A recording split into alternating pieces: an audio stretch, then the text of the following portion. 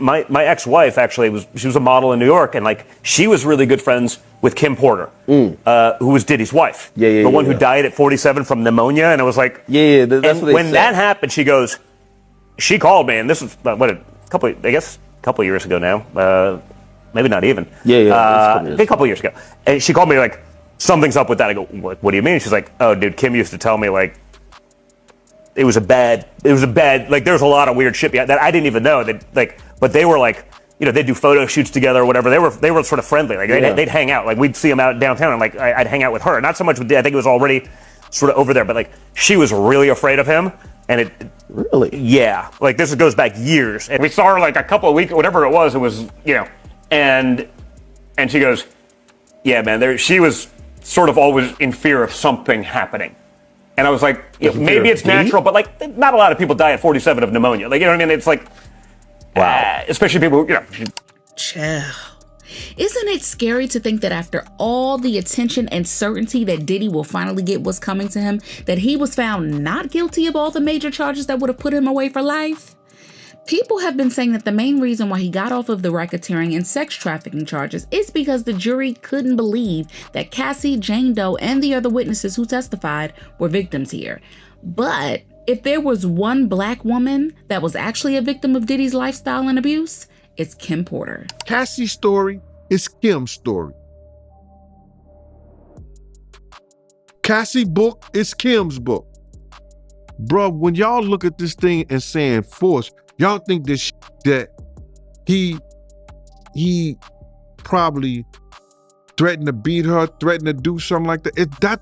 That ain't what force is. It could come from the mentality. Yo, he put her in a certain position, in a certain situation, in a certain time in her life. You understand what I'm saying? That she saw no way out other than doing what he told her to do. He had mentally controlled her. It's like a pimp. The internet has been flooded with rumors about how Kim Porter passed away, but this is the first time that they might be real rumors confirming that she was dealing with something serious before she passed. Now, we have heard reports suggesting that Diddy had given Kim Porter an STD, or more specifically, the rumors are HIV. And this is why there has never been a clear investigation into her death, because he didn't want that information getting out there and tracing back to him. Y'all, when you go down the Diddy rabbit hole, you keep finding things that blow your mind. But once you look at this and say, this is supposed to be a trial about criminal sex trafficking RICO, as in there's an infrastructure. There were cameras all over P. Diddy's apartment. He was running effectively a blackmail extortion ring. And this entire prosecution has been reduced now to two witnesses, Cassie and Jane Doe. Once you start viewing this prosecution as the cover-up and not the exposing of the criminality. Throughout Diddy's trial, we heard some pretty damaging testimonies.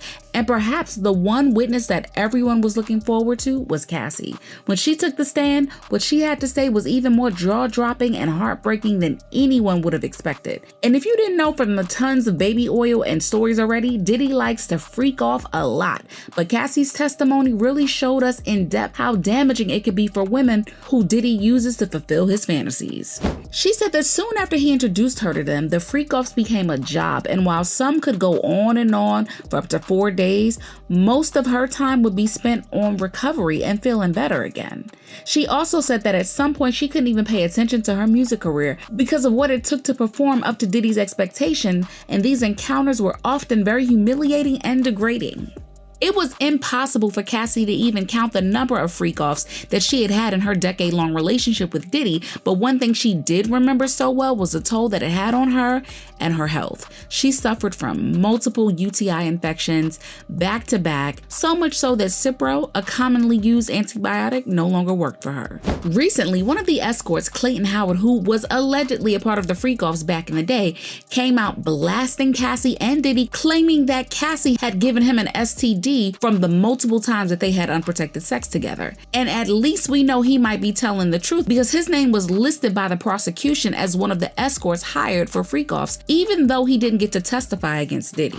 And then there's another male escort named Lamont Laurent, a former model and actor who had previously appeared in music videos for Britney Spears, Tupac, Dr. Dre, and Lil' Kim. And he filed a $10 million lawsuit claiming that he was drugged and raped by Diddy from behind. And this man's story gets crazy, y'all. According to Edmond, Diddy and a mystery woman approached him while he was working at a Hollywood event. At first, all they asked was for a private dance, and later on called him and let him know that they needed something more intimate. He said that Diddy told him how much pleasure he derived from watching other men F his girl and was willing to pay him well for it. Edmund agreed, but when they got there, he realized that he was doing much more than what he signed up for.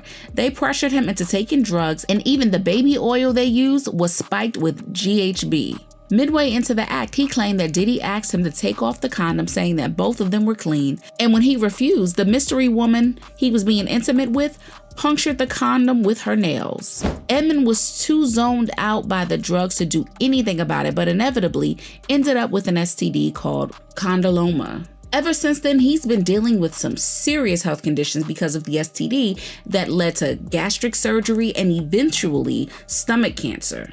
Dang. That's a lot for a person to be dealing with. But if this is going on with Cassie and other escorts Diddy was messing with while still with Kim Porter, what are the chances that she also caught whatever STD that they were passing around and trying to cure? In her testimony, Capricorn Clark, Diddy's former personal assistant, said something that a lot of people didn't pay attention to. She said that she used to set up hotel nights for both Cassie and Kim at different hotels once a week. She would put the same stuff that she put in Cassie's room in Kim's room as well. So Diddy had Kim Porter all up in the madness the same way Cassie was. From the escort's testimony, we know that Diddy likes having his women get intimate with random escorts without protection.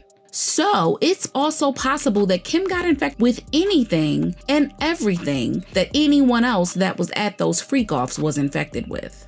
The prosecution didn't want to get into a lot of details about Kim Porter, and they had done so to spare her children from more hurt since she's no longer here to defend herself. But the fact remains that a relatively young woman suddenly suffering and passing away from pneumonia is very unusual. One of Kim's friends, Cola Booth, also spoke out about the whole thing, and she said that she had always silently blamed Diddy for Kim's death because of the things that she saw her go through by his hands. In another tweet, she also echoed how a lot of people were feeling when she said that rich black women don't usually die from pneumonia at 47. Kim was locked away from the world with no family to protect her instead of receiving medical care at a hospital. So it is possible that we are not being told exactly what truly happened that led to her death. And do y'all remember that time that Diddy was first taken into custody and his lawyers were asking for him to be let out on bail because of some mysterious medical condition that he had? So based on all of this and other testimonies and claims we heard, especially as the trial went on, there really isn't doubt that Kim may have contracted something from these freak-offs, which is why an investigation into her death keeps getting shut down. I mean, even Kim's father to this day still believes that the original investigation into her death was a load of BS, and there is no way that she could have passed away from simply having pneumonia. And now the internet is clamoring once again for Kim's case to be reopened instead of always being swept under the rug. I remember learning about the OJ trial from an adult growing up and kept asking, how did he even get away with all the evidence? Now seeing the same thing happen with Diddy in real time makes me go insane.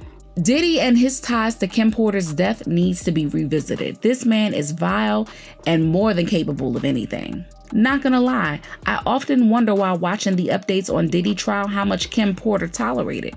She literally died with all her secrets, most likely so her kids wouldn't know what their father is capable of. So do y'all think that Kim Porter died of pneumonia, like they said? Or is there more to the story? Sound off in the comments and make sure you like and subscribe because there's more drama coming down the pipeline. And I'll see you in the next video. Bye, baddies.